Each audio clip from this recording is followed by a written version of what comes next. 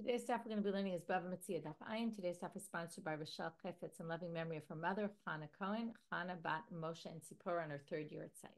Your warmth and beauty created a bubble of caring around you and all you met. The whole of your absence feels irreparable. Tihi Zecha Baruch. Okay, before we start today, a few small announcements. I will be in Manhattan next week on Wednesday night at 7 o'clock giving a shiur. So you are all invited, whoever it's convenient for. Manhattan is a central location, but not central to the entire world. But anyway, anyone who's there is invited. If you need details, you can contact us at info@hadran.org.il. The truth is, yeah, I can try to pull up right now. There's an email address to RSVP, and then you'll get the address. It's at the home of Mindy Heft, and I will get it right now for a second. Let me find it. But in any case, 1 second. So it'll be on the Upper West Side, and let's see if I can find it. Okay, here we go. It's UWS, like Upper West Side, hadran@gmail.com. Okay, that's really easy. So you're all invited to that at 7 p.m. And as a result, I'll be in America for a few days, so I will not be teaching on Zoom from Monday through Friday/Shabbat. I'll be back on Sunday morning. So next Sunday there is a class, and the following Sunday there is a class. But then I will not be teaching the days in between. All the shiurim will go up, so they're all pre-recorded, and you will have shiurim early in the morning.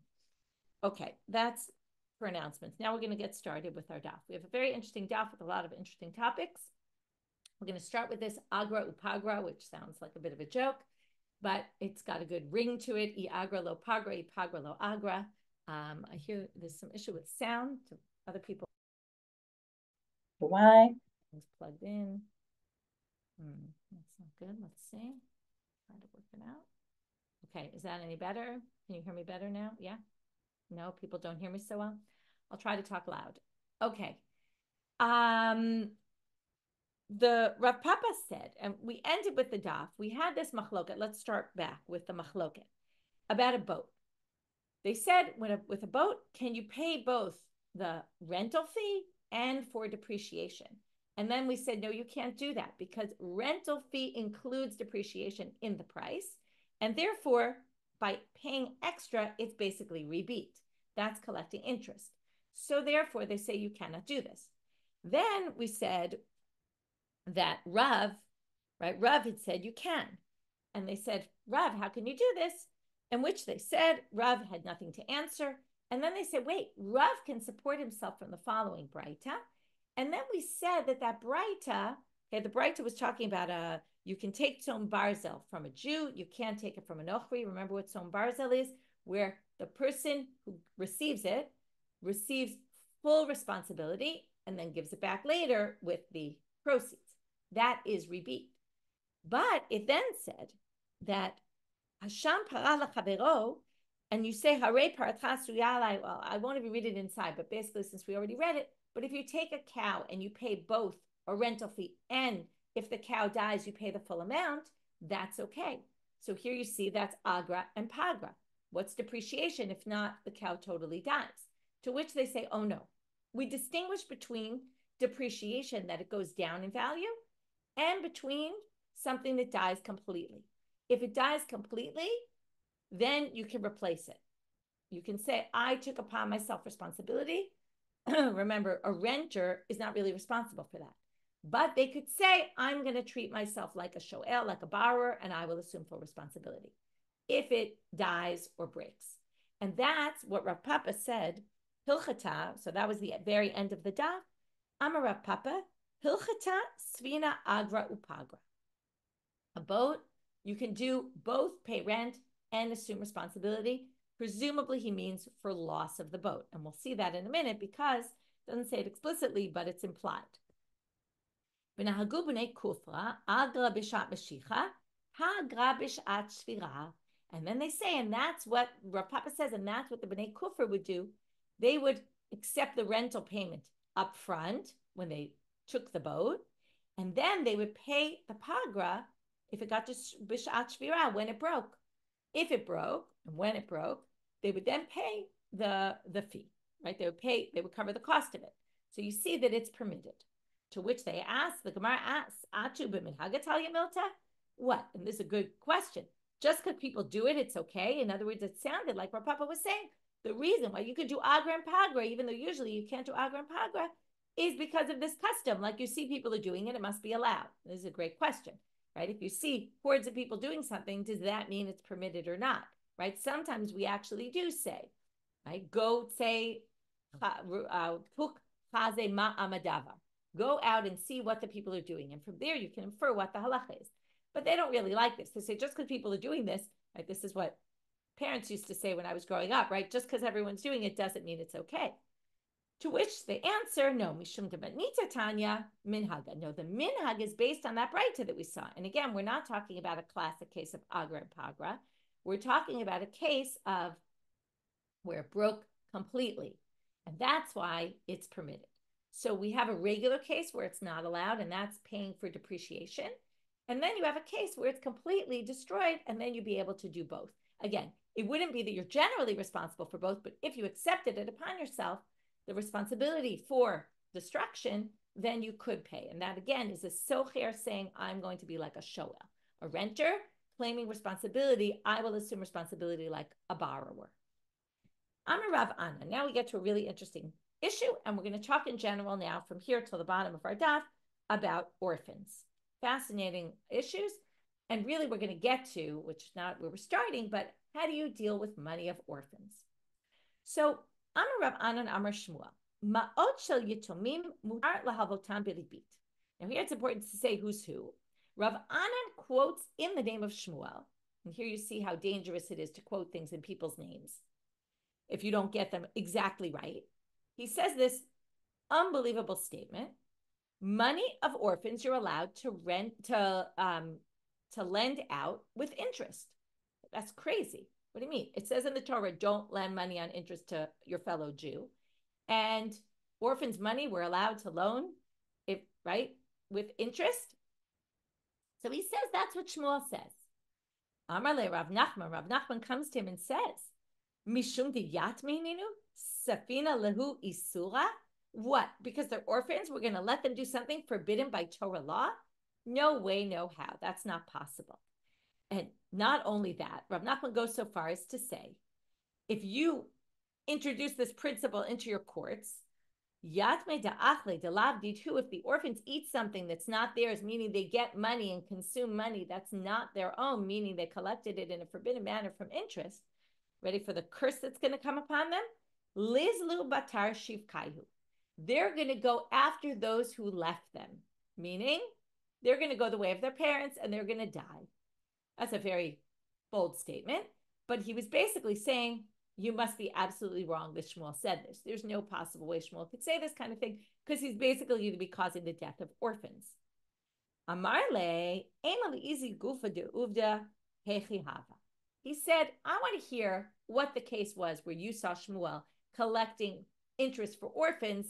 Let's see the case. Maybe you misunderstood, which is in fact going to be what happened. So Amarle, Rav Anan says to him, Hahu duda de b'nei Mar Ukva. The sons of Mar Ukva had a dud, some sort of pot or a kettle. Dahavu be Mar Shmuel. That was in the house of Shmuel. In other words, Shmuel was taking care of their stuff. They had a kettle. Takil v'yavle, takil v'shakile. He would measure it and give it out to someone, rent it out. Then he would get it back. He would measure it again. And they would pay him. And what would they pay him? You ready? Shakil agra v'shakil pachta. Okay, they don't call it pagra here, but he would take, and maybe they don't call it pagra because pagra could mean one of two things. Pagra could mean depreciation, as we saw before. Pagra could mean it was completely destroyed. Now, this didn't get completely destroyed. Now, what did we learn? You can't take agra and pagra if it's not completely destroyed. And he would basically charge money for rent and money for the depreciation. And he would weigh it each time, and each time it weighed a little less, and he would deduct that from, right? He would make them pay that amount of money. So he basically took care of the orphans' money by loaning it out and gaining interest in this way of doing agra and pagra. And comes, right, and he says, I agra lo pagra, comes Rav Anan and he says, but the law is I agra lo pachta, I pachta lo agra. You either pay for depreciation or you pay for rent. You can't pay both. It's double payment, interest. The fact that Shmuel did this shows that he allows interest for orphans. Now, not a basic loan of interest. He didn't really take their money and say, here, borrow $100 and return $120, but he was doing something that's considered interest by law. Amar le, Rav Nachman says, wait a minute.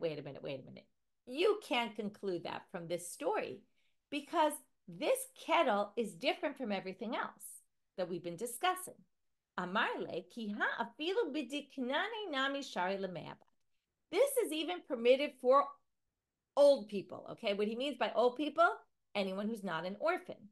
Okay, what's diknane? Zkenim. That's why I said old people, because Dalet and Zion switch in Aramaic. Okay, the Hebrew Aramaic, in Aramaic, it's Dalet. We've seen this with Dahav, Zahav. Okay, we had that recently. So even with people who aren't orphans, this is permitted. Why is this permitted? Because this is a unique case.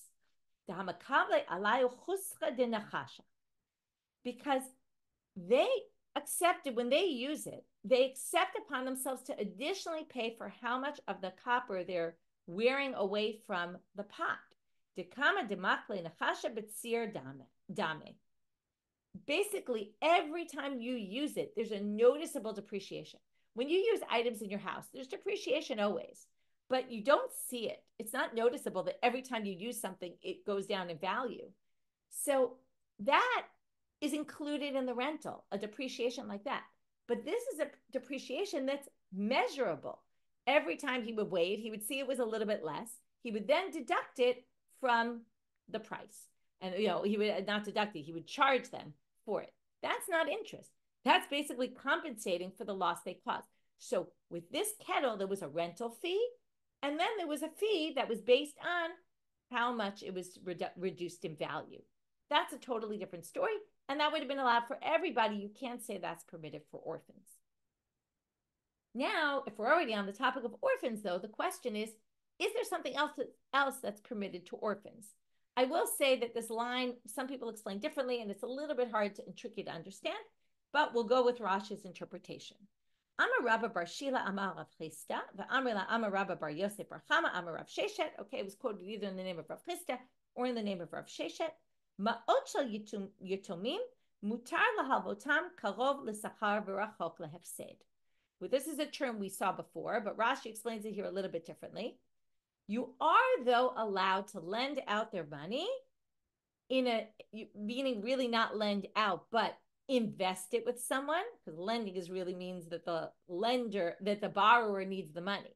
In this case, we're not actually doing a loan, and therefore it's not ribit by Torah law. It's not the classic ribit ktsutsa, but you can give your money to a person who will deal with your money and give the orphans money to them with an arrangement that's not permitted to regular people, but we will permit it for these orphans because it's only what we call avak ribit, only forbidden by rabbinic law. And to help the orphans, remember the Torah recounts numerous times how much we have to go and help orphans. So on the basis of that, we'll say like this. The orphans' money can be given to somebody who will invest their money, take upon themselves all of the loss, or if they lose the money, on the person who received the money, and the gains will all go to the children. That's how Rashi understands harov le-sachar v'rachok lehefsed. It means it's likely they will win out, and it's unlikely they will lose because they won't lose because the other person assumes responsibility. Now, some people explain that what this means is put it in safe investments, and it's a totally different thing, and it's more like advice. You should put orphans' money in safe investments and not in risky investments because you don't want to, right? People are willing to go into risky investments with a hope to make a lot of money. But don't do that with orphans' money because they'll be left with nothing. That's a whole different story. And then the sugi means a little bit something different. But we're going to go with Rashi that what this means is, even though we don't believe Rav Anan and what he said in the name of Shmuel, that you can actually loan out their money with interest, you can actually do a business venture like this. What we've been talking about the last number of days that you're not allowed to do with an orphan, you're allowed to do, because remember, we say, heter iska, chetzi milva, chetzi pikadon. Half one side assumes responsibility, half the other side assumes responsibility. This puts all the responsibility on the recipient, who's going to deal with the money and try to make money off of it. All the responsibility is on them, and no responsibility on the other side, on the orphans, and they make all the proceeds, or most of them. So that generally we say is not permitted because that's really like a loan, where again, what's a loan? I'll keep repeating this so you get the idea. A loan is I get the money and I assume all responsibility for that money. Anything happens to that money, I still owe you the same money. Doesn't matter. All the responsibility is on me, and that is not permitted. So also an investment of this sort is not generally permitted. We will let orphans do this.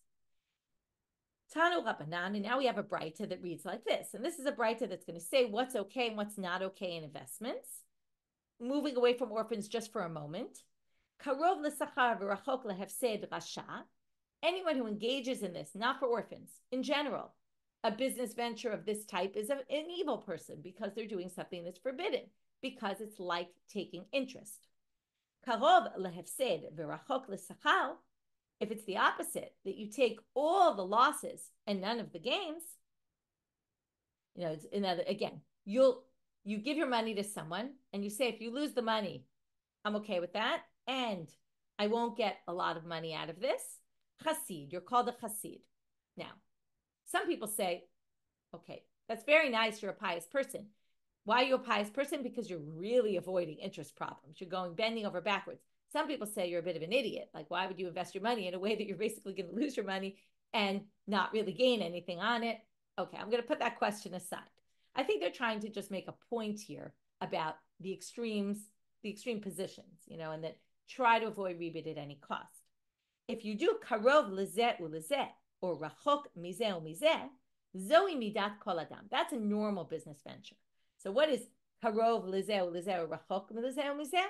So this is when you do like 2/3, 1/3. I'll take 2/3 of the profits and 1/3 of the losses, or 1/3 of the profits, 2/3 of the losses. That would be a karov or rachok mizeh umizeh. Amar le Raba le Rav Yosef. Now we're going to, and I want you to pay attention to how the conversation is going, because the first time I read this, I didn't pay attention. Only after the second time I read it, I realized there was something other going on here than just different opinions. So we'll focus on that in a minute. But now we're going to go into a bigger question about orphans. What we saw so far about orphans is we thought that Shmuel permitted interest to orphans. We found out in the end he did not. He was just doing something with orphans' money that was an investment that actually was permitted to anybody, okay, because of the uniqueness of kettles, the nature of kettles and the wear and tear on them. Then we talked about what you can do with orphans' money. Let's go with Rashi, that you can do something that's generally forbidden to other people, but permitted to them, which is these investments without really taking no risk investments, basically. Now Raba goes to Rav Yosef and says, what do you do with, what should we do with orphans' money? And it sounds like he's kind of asking a question like, I don't know, and what do you think? But in the end, we're going to see he wasn't really asking that. And in fact, some people have it not hechi avdina, how do we deal with it? But it's actually hechi avditu lechu. In the Dictuke Sofrim, it's a book that has different versions of the text, and there a better version is, what do you do? And in the end, we're going to see it was really kind of almost an attack on Rav Yosef, like, what do you do with orphans' money? And he wanted to hear what he had to say so he could say, that's a bad idea.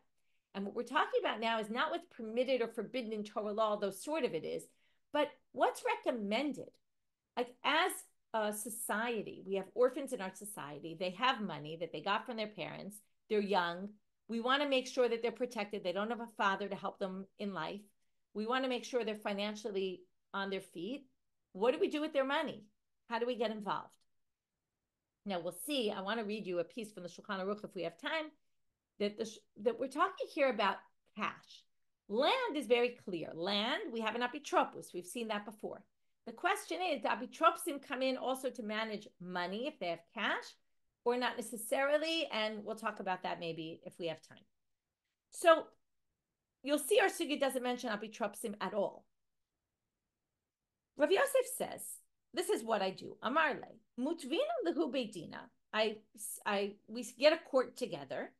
V'yahavina lehu zuza zuza. This beitin assumes responsibility for the money, and they give the orphans a zuz every time they need. Okay, the orphans come to the court. Any money for food, they give them some food, and then they come back and they get some more. And Raba says to him, Amarle, v'haka kalya karna. That's the most ridiculous method. You're basically going to lose the principle. Like, what happened to investing their money? If you do that, the father dies, leaves X amount of money. Every day they take X minus one, X minus, right? Eventually they're going to have nothing left. So, Amarle, so Rav Yosef says to him, Mar hechi avid. So what do you do? And this is why it seems clear that it wasn't that Raba didn't know what to do and was asking Rav Yosef what to do, what should be done. It was more like he was saying, what do you do? Probably because he wanted to attack him and say, I have a better suggestion. So he says, Amarle, but kina gavra di'itle dava pricha. Okay, this is a little hard to understand. We'll go with Rashi's interpretation. Okay, there are other ways of understanding this. So I find a person who has gold chunks, not gold vessels, we'll see why, but gold chunks. That person I can assume is wealthy. If he has gold vessels, it doesn't necessarily mean he's wealthy. It could be he has gold vessels he's watching of other people. That wouldn't show his wealth. I want to find a wealthy person who's really wealthy and someone who has gold chunks. And what do I do with those gold chunks? Naktina dava mine. Here's the Dalet and Zion again. We take gold from him, give it to the orphans. Why? We'll see in a minute. Rashi says, the Gemara doesn't say this, and that's why, again, there's different interpretations. Rashi says it's for collateral for the deal, even though we haven't even talked about the deal yet, but it's collateral. So the kids these orphans end up with gold chunks as a collateral for this investment they're going to do. Yahavinan lehu niale, and then they give him the money. Karov l'sachar v'rachok lehefsed. They basically invest their money. We take all the orphans' money, we give it to this rich guy to invest their money in a way that's karov l'sachar v'rachok lehefsed. So as we interpreted before, all the losses on the wealthy guy, all the gains on the children, or most. Aval davar mesuyam lo, but it has to be gold chunks and not a real vessel, because dilma pikadon ninhu va'ate mare yahav simanim v'shakile. The assumption is gold chunks would only be something you would have if it were your own. You wouldn't give it to somebody to watch, and you'd only have it really if you were wealthy. If it's gold vessels, it could be they're not his. Now, if we give the gold vessels to these children as collateral for the deal, and what's the collateral? The collateral is, since all the hefsedim, all the losses are on the one who got the money, the wealthy guy. Well, if the wealthy guy loses their money and doesn't want to pay them back, which he committed to, they have the gold chunks as a collateral that they could keep that. But if the gold chunks, if they're vessels, maybe they don't actually belong to that guy, and then it's a meaningless collateral. In other words, we don't trust people 100%. So when this guy says, oh yeah, take this as collateral, maybe it's not even his. In which case, what might happen? Ate Mari, maybe the owner will come. Yav simanim, he'll give simanim, right back to chapter 2 of Bava Metzia, and say, hey, that's mine. And I know because it's blah, blah, blah, blah, blah. This is what it looks like. And shakile, and he'll take it. And then they'll be left with no collateral. So we make sure it's gold chunks. That's the issue with the gold chunks, so that no one can take it. That's what I do, Raba says. I'm a Rav Ashi. Rav Ashi comes and says, wait, Tina, that's all well and good. Okay, so we had Rav Yosef, who Raba said, what kind of solution is that? You're going to get rid of the whole principle. We want an investment. So Raba comes up with a way you could do an investment. Comes Rav Ashi and says, this is not the most realistic. Remember, Rav Ashi is later. He's the last generation of Amoraim, and he has a comment on this, and he says, Tinach, that works all fine and well. That all works well if you have a guy who has gold chunks, but you're not going to necessarily find people with gold chunks. So, and then he says, if you can't find someone like this, well, then we're going to be back to problem number 1, which is you're going to get rid of all the money and waste all the money of the orphans without them making some money on this.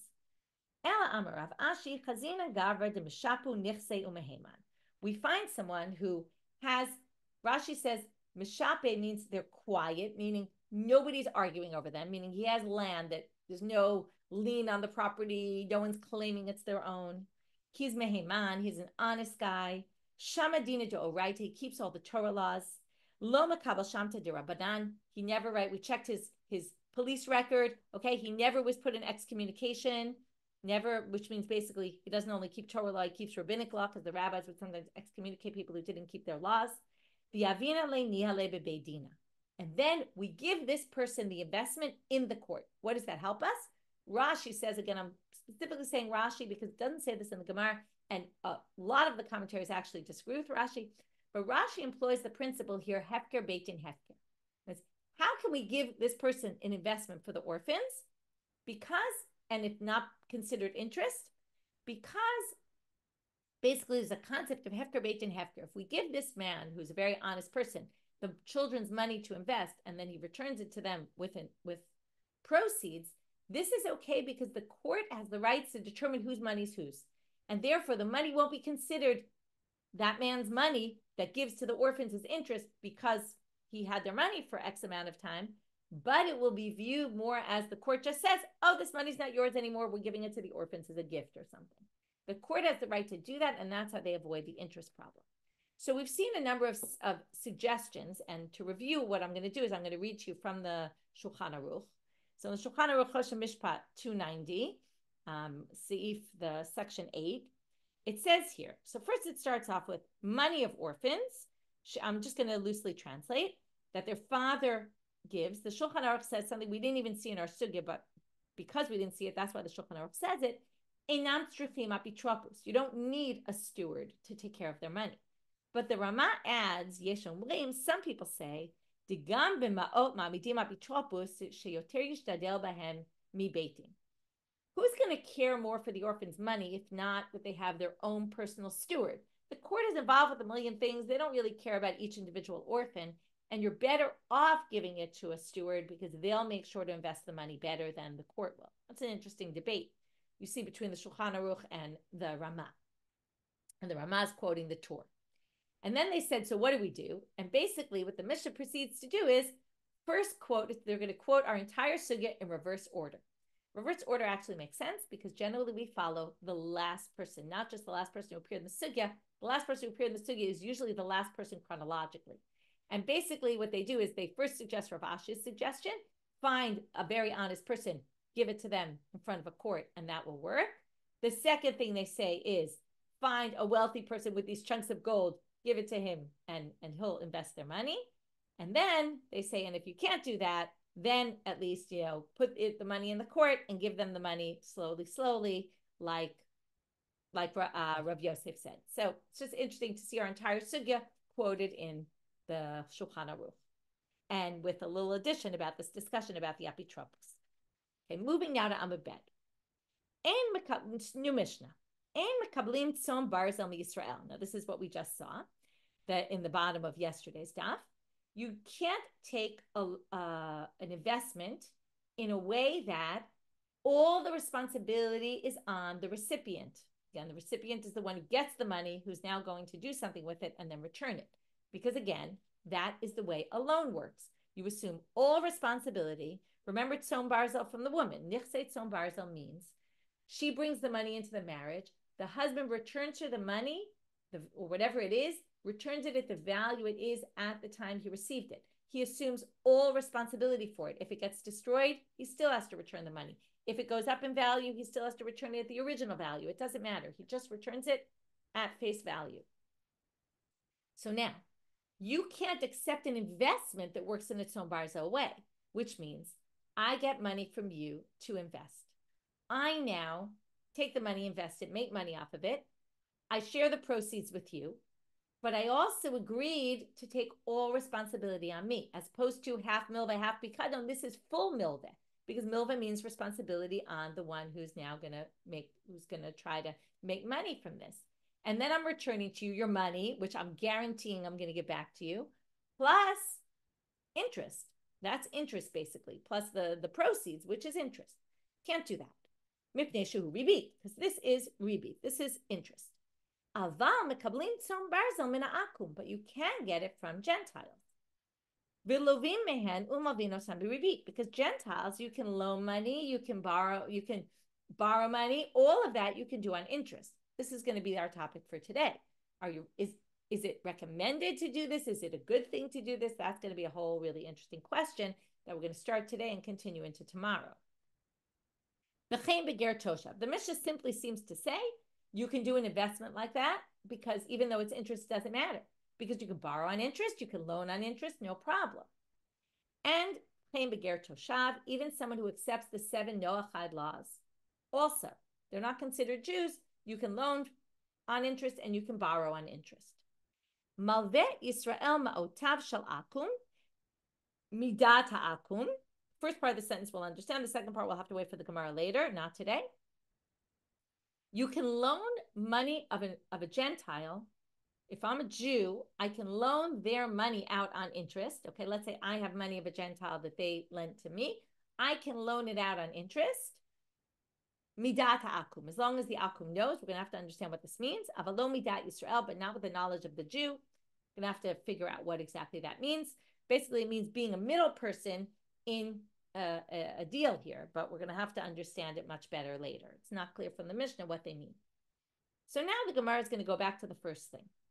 What does it mean, Ein mekablim tzom barzel miYisrael? I've said this many times, but what it means is if you invest money with me, I basically assume full responsibility. If I assume full responsibility, right, and that's a problem, I'm not allowed to do that. Are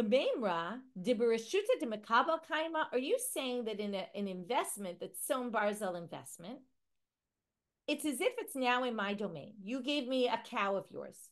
That cow right now is mine, because if I assume full responsibility, it basically means the cow is considered in my domain. I'm the owner of it temporarily.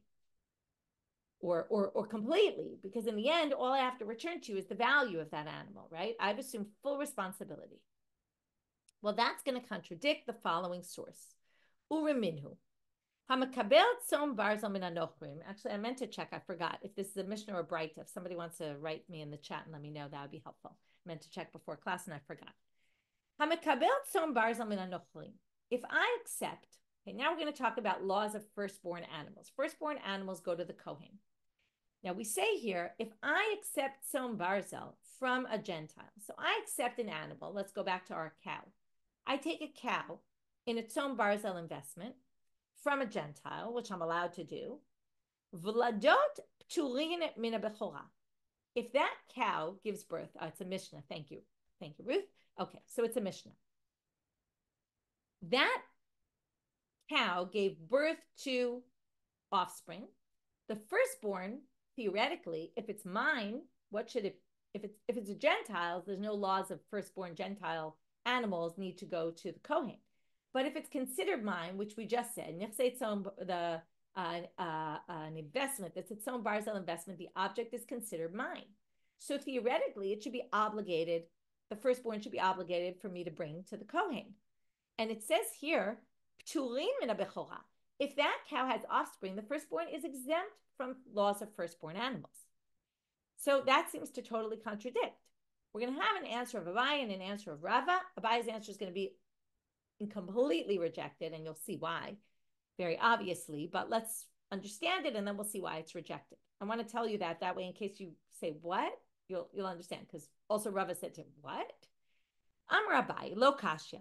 This is not difficult, because when it said in the Mishnah, Hamakabel tzom barzel min anochrim, the vlad is exempt, had mekabel alei onsa v'zola.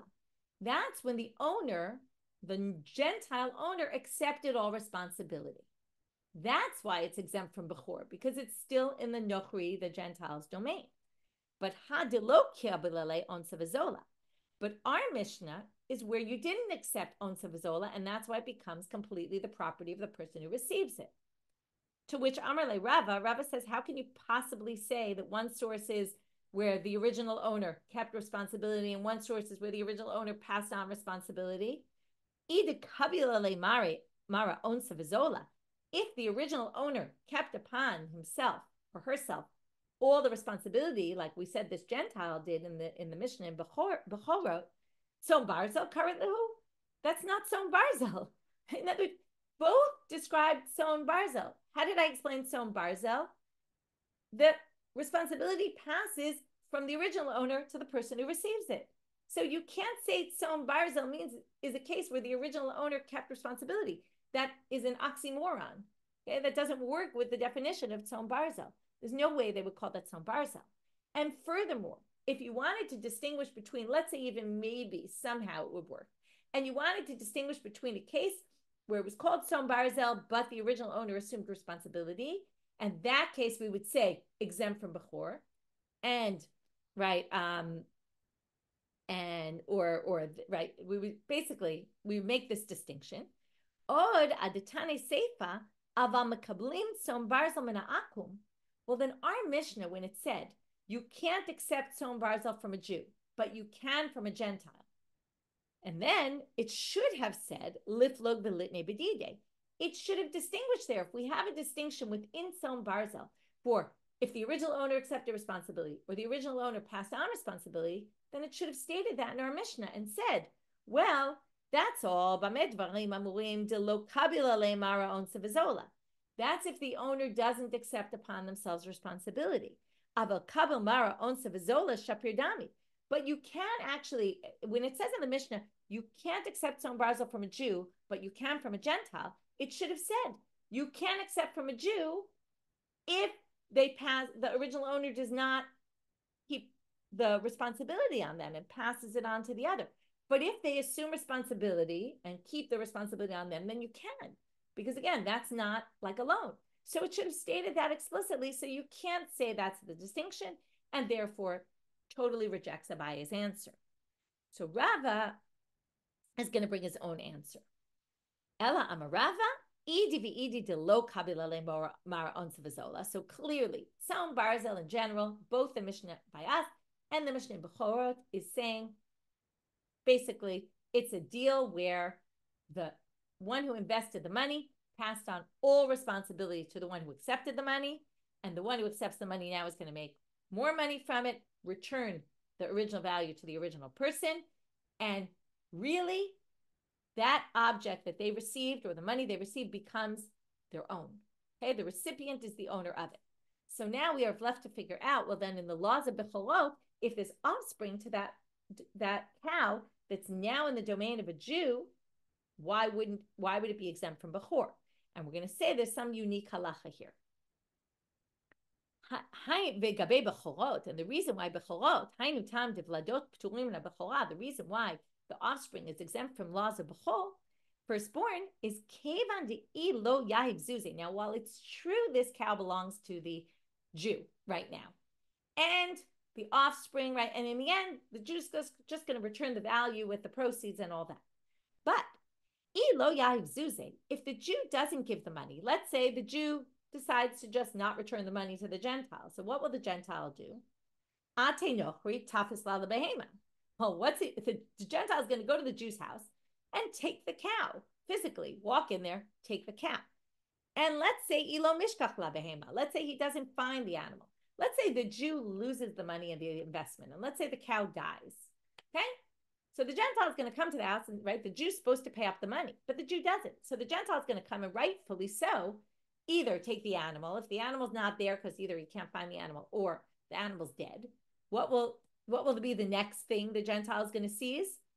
The offspring of that animal, which means that even though this offspring is in the property of the Jew, it actually has a certain, not exactly lien, but somewhat of a lien. The Gentile has somewhat of a lien on it. It's the first thing or the second thing the Gentile is going to seize if the Jew doesn't give the money. So therefore, this is called Havale Yad Nochli Ba'emtza.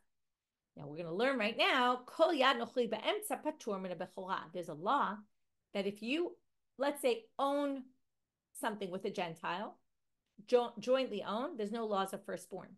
And not only that, but if the Gentile has some sort of ownership, even just something connected to this animal, like our case, where the Gentile could theoretically seize this offspring, then already it's exempt from Bechor. So yes, it's fully in the possession of the Jew, but maybe not, 99%, because the Gentile has some sort of hold on it, and therefore it's exempt from Bechor. But it doesn't contradict our Mishnah at all, and with that, we finish that section. Moving on to our last very interesting section about rebit in general, and rebit particularly with Gentiles. Marbeho no beneshech betarbit lechonen dalim yikabtzenu. Pasuk from Mishlei, from Proverbs. Someone who increases their wealth by taking interest will basically the collector of poor people will collect it from him, okay, or from her. This means if your wealth is built on gaining interest, it will be taken away from you and divided among the poor people. It's basically a way of saying this is not a good thing to do, which fits in with everything we've been learning until now. My lechonen dalim. So what does it mean to the one who distributes to the poor? Amarav kigon shavor malka. He gives an example actually of a Gentile king that seizes property of people and distributes it to, and they say poor, not meaning poor people, but people poor of mitzvot, meaning Gentiles. And he's going to take that money and give it to Gentiles. Amar Rav Nachman. Rav Nachman says, Amar li Huna. Rav Huna told me, he was friends with him, so he calls him Huna. Lo nitzracha ela da'afilu ribita ovei kochavim. Fascinating statement. He says this pasuk isn't just talking about Jews who take interest from other Jews. This is even talking about Jews who take interest from Gentiles. Sounds like a crazy statement. Torah says you can do that, and that's in fact going to be our next question. Eitive Rava le Rav Nachman. Rava attacks Rav Nachman and says, what are you talking about? La nochri tashich.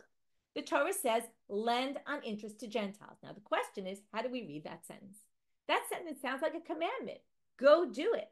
This is how theoretically one could read this. You should make money by lending interest to Gentiles, right? All I keep thinking of is, Shylock and all that.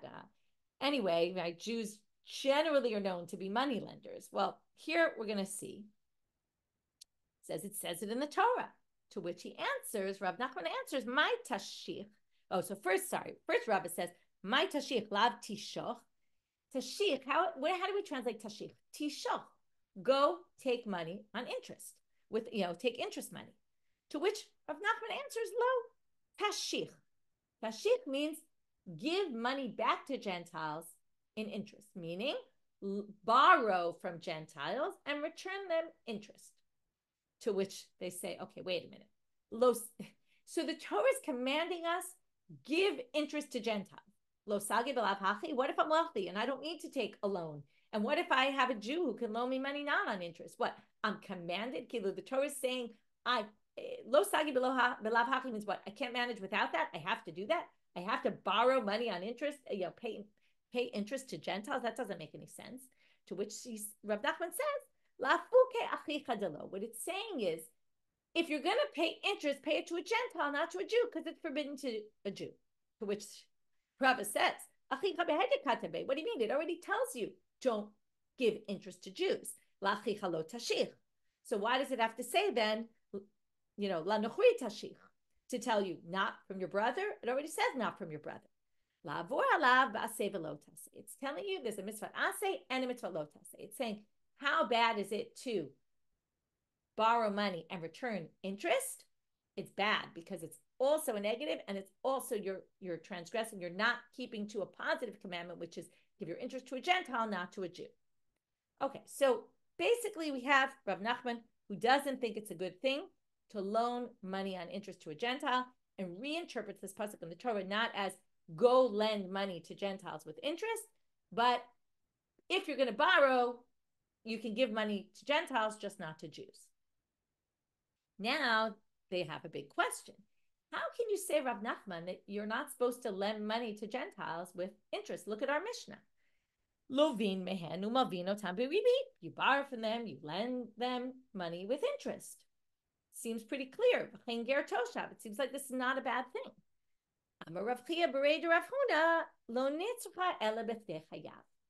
That pasuk is teaching you you're allowed to loan to them on interest, but just enough to make money to get by, not to make hordes of money on interest and to become a wealthy person. Again, that's why it's, you think about history and what people claim about Jews, money lenders and all that, do not do it to make money. According to Rav Nachman, you can do it just to make enough money to live by, but not to make yourself wealthy. And that's why the pasuk says, Marbeho, no. If you increase your wealth by being a money lender, even to Gentiles, that's not a good thing, and your money will be taken away from you. Very interesting warning. Obviously, where we draw the line, what is to survive and what is to make money. Obviously, we can imagine there's a big, wide interpretation there. We're going to continue this sugya tomorrow. Quick review of what we did today. We started with the agra and pagra. Which cases is it allowed? When is it not allowed? We basically ended up with a range of 3. In general, it's not allowed for just depreciation. It is allowed if it's going to be completely destroyed. And then we have this case, if it's noticeable depreciation, measurable, then you can actually do both. From there, we moved on to this issue about orphans. In orphans, we got into the case of the orphans that Shmuel, and through that, and we got into orphans in general, and what's the best way to invest orphans' money, and in what way can orphans, right? Rashi actually was pretty lenient because Rashi basically said this, karov l'sachar v'rachok la'afseid, really is in general anything that's rabbinic, which not everybody agrees with, but that all rabbinic rebid he seems to think is okay for orphans. Not everybody's so lenient like Rashi is. It's an interesting debate about what actually was permitted to orphans and what isn't. Then, and we saw those three suggestions about what's best to do with orphans' money, how should you invest it so the orphans don't lose out. Then we got to the Mishnah, which distinguished between Gentiles and Jews, what you can do. We talked about this Som Barzel and how all the responsibility goes to the person who receives the money and is going to make money off of it, and then return it to the original person if they assume all responsibility becomes in their possession, which we said that seems to contradict the Mishnah in Bechoro. We resolved it in two ways, although the first one was totally rejected. And then we had the second method about it. It's a Yad Nochri Ba'emtza. It's a unique halacha there, but everyone really does agree that if Som Barzel becomes the responsibility of the person who received it, and they just have to return the money. And then we got into this question, how bad it is to take rebit, and is it even bad to take rebit from a Gentile, which it seems Rav Nachman was definitely clear that you shouldn't really do that except for just to make ends meet, but not beyond. We'll get back to that in tomorrow's daf. So a lot of interesting topics for today. Wishing everybody a good day, Chodesh Tov, and maybe a month that brings B'sorot Tovot.